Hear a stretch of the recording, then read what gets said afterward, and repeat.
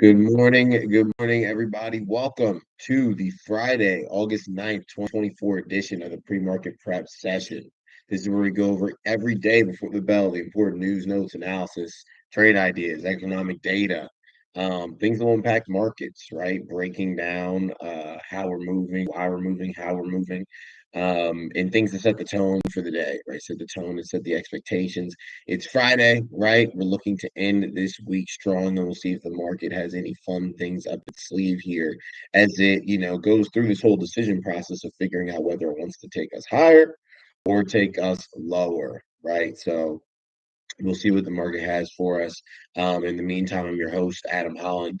I definitely had, it set just way too low. The AC in my office, I forgot there's this whole hurricane going on. It was freezing this morning, so I threw on the vest, a little extra coverage. We're here, me, Stevie's playpen in the background. But as always, the vibes are set, and we're here to get 1% better, right? Close the gap between where we are and where we desire to be. I know normally I set up the live and I give it a few seconds and I say, hey, we're going live at this time. This time I just popped in, went live immediately. But whether you're watching live or via the replay, make sure that you throw that one in the chat, right? Comment that one, signifying your intention to get 1% better by the end of this session. That's what we're trying to do here each and every day. And the best investment you will ever make is an investment in yourself, right? It compounds the quickest as long as you focus on the right things. Um, and everything else that you're looking to get done oftentimes is a byproduct of that investment, right? So make sure to make that investment, and it will come back to you tenfold. And being here is exactly part of that, right? Part of getting 1% better, making sure that you are going onto the battlefield knowing exactly what lies for you there, what you should be aware of, and how you should form your expectations, et cetera, et cetera. So let's go ahead and dive into it. What we got going on here this fine rainy morning. Now, our top news, penny for your thoughts. NASDAQ has filed a proposal with the SEC that will allow it to impose stricter delisting rules on so-called penny stocks. The thinking here is that the popular exchange has become a home to hundreds of dodgy companies. And besides reputational worries, there are increasing concerns about investor protection. Last month, U.S. financial services provider Virtu Financial, ticker VIRT, also petitioned the SEC to institute rules that would prohibit national stock exchanges from listing high risk shares. Now, how things work, NASDAQ listing standards currently require a company stock to maintain a minimum price of $1. If the share price dips below that level, then a compliance period of 180 days is issued to address the failure. In certain cases, a firm may receive a second 180-day compliance period, and only after that does it get a delisting determination. So the latter can still be appealed at a NASDAQ hearings panel, which may grant a further 180 days for a company to regain compliance, during which time the shares are still listed. So oftentimes firms that receive a minimum stock price notification respond by undertaking reverse stock splits to boost their share price above $1. Under the new proposal, NASDAQ is calling for the suspension of a company's stock after 360 days of non-compliance, even if it has been given a review process by a hearings panel. NASDAQ is also looking to target companies that try to get around the minimum stock price requirement by undertaking the repeated reverse stock splits. So they're coming after the penny stocks. I'm not a penny stock guy. I was never a penny stock guy. I pretty much, I'm only involved with blue chips, and I feel like I always get, random messages like, "Hey, do you trade penny stocks? And if so, are there any ones that you like?" I've never touched penny stocks. Never tried to touch penny stocks. I'm interested in stuff that is important for like long term vitality, right? And people like penny stocks pay, they definitely do. And I'm sure people have means of trading them and things like that. But at the end of the day, I know that if I tie my fate to companies that pretty much the functioning of the known world itself hinges on, then I won't have to worry about, kind of big external, black swan type of events disrupting the whole way in which I operate, right? Or in which I trade. And that's really what's happening here in this penny stock sector with them kind of redefining what it is to be listed on the NASDAQ and not making it as easy for these, companies that live on the outskirts of the NASDAQ here. Now, Putting it in perspective, quote, NASDAQ believes that such behavior is often indicative of a deep financial or operational stress within such companies, rendering them inappropriate for trading on NASDAQ, the stock exchange said in a regulatory filing. According to data from Dow Jones and the S&P Global, there are currently 509 stocks listed on U.S. exchanges that are trading below $1 per share, of which 421 are listed on NASDAQ. Reverse stock splits have also picked up pace this year, with 249 already recorded in the first half of 2024. Now, yeah, that's of no real consequence for us because we don't trade penny stocks, but it is important news for those that might, indulge, knowing that the dynamic of what companies that are there are available to be traded as penny stocks, how that can change. In terms of stocks, rapid reversal after the worst day for markets in 2022, since 2022, earlier this week, the S&P 500 just recorded its best day since 2022, jumping 2.3% by the end of session on Thursday. Sentiment, that's funny because I feel like we've had bigger days than that. We really haven't had like big green days, I guess, now that I think about it, in a while. But like I feel like SPY climbing 2% isn't really big for SPY. And it didn't seem like it, yesterday at all, but maybe it was also with the overnight movement as well. Sentiment was guided by a bigger than expected drop in jobless claims after alarming unemployment figures in the latest NFP report. Following the turmoil and volatility, it now means that the S&P 500 is only down 0.5% for the week. And if things turn positive in today's session, the index might be able to erase these losses as well. The majority of Wall Street Breakfast subscribers called it in the latest survey with advice to wait things out, while many even suggested pressing the buy button on the way down. Yeah, that's the funny thing, and that's the beautiful thing about being in a community like what we have here, right? The Stock Options Made Easy community, and that's us going through and analyzing how do markets and equities behave in August, right? How have they behaved in the most recent August thus far?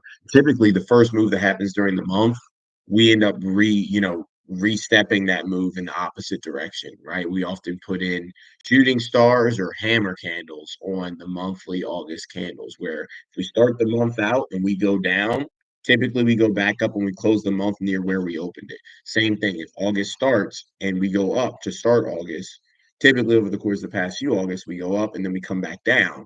Right. So whatever the first move is, it ends up being canceled out. So that's why, and that's the beautiful thing is when you really, lock into this community and you see that I talked about this, what, 2 Thursdays ago, right? About August and how August has behaved in the past. And that has been one of the pieces of key data points and pieces of information that has kind of guided how we're seeing August and also the kind of exposition and the expectations that you have out of the month, right? Not only have we been seeing volume that is showing that we can get short-term downside but long-term rebound, we know that August has also shown that in the past as well, right? We know that the charts are also showing that a lot of these big names are retracing down to important levels of support, right? Which also support that idea of an eventual bounce coming.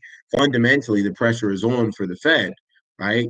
Where they might end up instituting some type of intermeeting check or what is it? Intermeeting drop of rates, right? Which has not happened in years, but right now the pressure is on, and we'll see if they end up relenting to the pressure or not. But even regardless of that, we're looking to get our first cut in September, right? So it all makes sense in terms of the timing, the fundamentals, the technicals, the past price action that we've seen, right? That all puts together. It's like these little bits of information fill in pieces of this picture, and that's what allow you to have a pretty solid crystal ball when it comes to markets. You can never be completely 100% correct, but you can gather little bits of information and then you put it together and it helps you um have certain expectations of markets, but it also helps you maintain your composure, right? During times when the market is big red. Everyone freaks out because all the news and everything freaks out. So I don't watch news, right? I get my stuff from completely agnostic sources. And is it because you're freaking out for what? Right? For what? When you look at all the things that were included here, this was expected. We called the top a few weeks ago with that rising wedge on the 4 hour that turned into multiple bear flags. Like all of this was expected. We called the daily bear flag on Friday. All of this was expected, right? So that's one thing that I try to make sure that I do, and I kind of do naturally now, but starting out was a big thing, was managing my emotions. Why am I scared? Why am I upset? Is this something that wasn't expected? Right? Is this something that I won't recover from? Is this something that actually affects the positions that I have in place here? Right? Or do they have plenty of time? And then that's how you're able to rein in those emotions and you don't do something rash or just like lash out, right? Because we all know that we have to go about dealing with other people over the course of the day. And you're like, oh man, all my positions are, red, or oh, the market's dropping. You might not even be involved in markets and people are still just like, oh man, this is crazy. Like something bad is happening. Don't let, external forces dictate how you're feeling and how you, compose yourself over the course of the day. Because it's just we let that happen a lot with politics, with everything, with the Olympics, everything. I'm like, bro, none of this is putting money in your pocket, right? Don't give it the time of day. Um, let's see here. So called it. All right, rapid reversal. We got that. Central banking, independent pressure. The Federal Reserve is a very interesting thing. Republican nominee and former President Donald Trump announced at a conference in Mar-a-Lago. Quote, it's sort of gotten it wrong a lot. Chairman Jerome Powell gets things a little bit too early and a little bit too late. That's very that's very largely a gut feeling.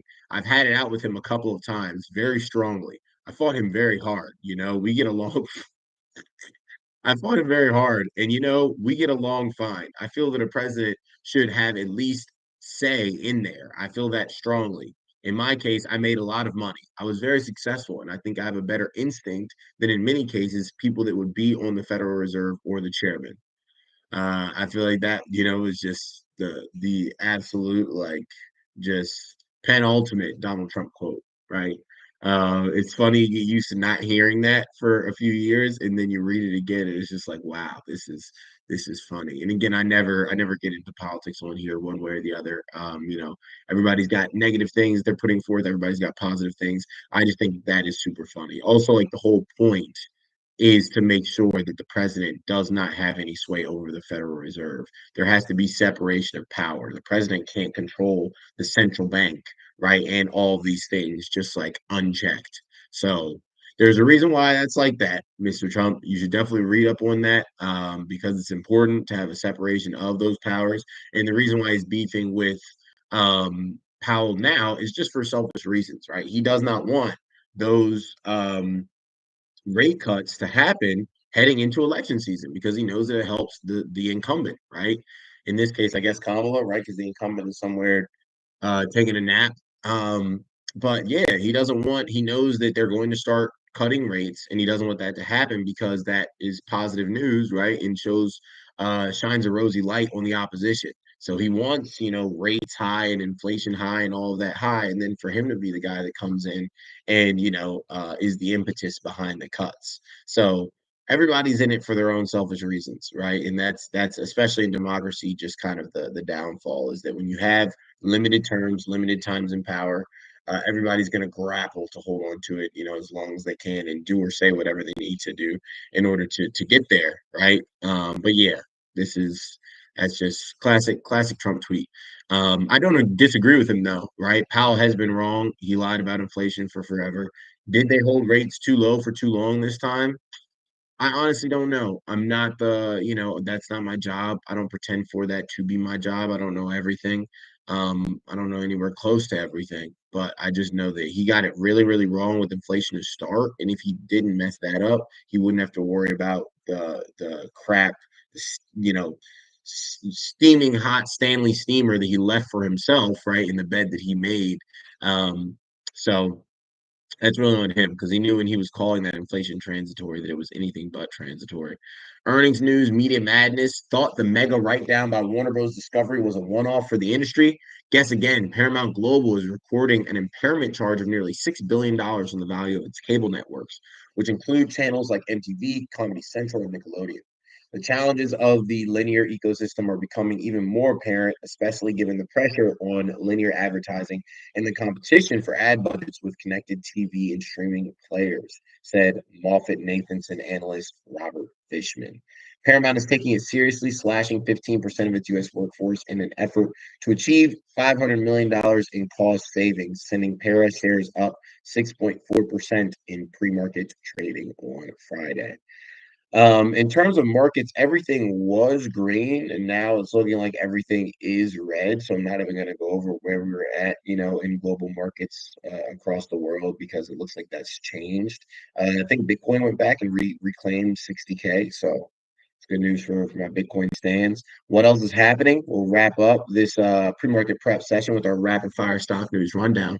Delta Airlines, ticker DAL, warns of $380 million revenue hit from CrowdStrike outage. Robinhood, ticker Hood, responds to SEC Wells notice for crypto unit. Um, Eli Lilly jumps after guidance raised on weight loss momentum. Surprise profit from Under Armour as turnaround gains traction. Congrats to Under Armour. That I mean, they have also been struggling for a while. Like Under Armour has been struggling for a long time. Nike, is obviously stuck in an innovation rut, and they haven't come up with anything new, exciting, or original in a number of years. And that's why they keep doing all these revamped retro drops because we're just looking to the past for any type of inspiration. Um, but it looks like there's finally some good news here in the athletic apparel space with Under Armour, finally gaining some traction here. Congrats to them. The robo taxi fleet race is heating up. See the competitors and rivals. That links to another article. Mortgage rates dropped to lowest level in over a year, says a Freddie Mac survey. Maduro suspends X in Venezuela after exchange with Elon Musk. Nicolas Maduro, right? ABC News, that's owned by Disney, will host next U.S. presidential debate on September 10th. Should be fun entertainment. U.S. judge orders FTX and Alameda to pay $12.7 billion to creditors. And then short-lived meme coin market is witnessing a high number of casualties. Yeah, if you are out, doing anything other than like casually every once in a while, tossing you know, like extra dollars at meme coins, like you gotta reevaluate your priorities because being out here actively trading meme coins nonstop is not a responsible way to live at all. So if you find yourself in that space, therapy is a great option, right? I think everybody should go and speak to a therapist. It's great to talk to somebody that's completely removed from your life and that can be agnostic of any bias or circumstances and just talk through things. But I would definitely recommend it if you're out here actively trading meme coins and you find yourself right, kind of meeting those criteria that I was talking about. But listen, guys, let's finish this week strong, right? We got the vibes going. We've got Mount Fuji in the background, right? Today is another day for us to inch up that mountain, get 1% better. Kaizen, right? That Japanese philosophy. That's why I love keeping Mount Fuji up there for so long. Is that idea, that Japanese philosophy of getting 1% better daily, right? Just a little bit better. Not being infallible. You will lose, right? You will have days that aren't the best days, but making sure you're unstoppable. Those days don't stop you. They don't discourage you and they don't let you stop getting 1% better, right? So let's make it a great day today. Finish strong. Stay safe if you're out there driving around in this, crappy weather and through this storm. And, everybody stay safe. Keep your family safe. Much love to everyone. I'll see you back here tomorrow or Monday for our next commercial prep session. Have a good one.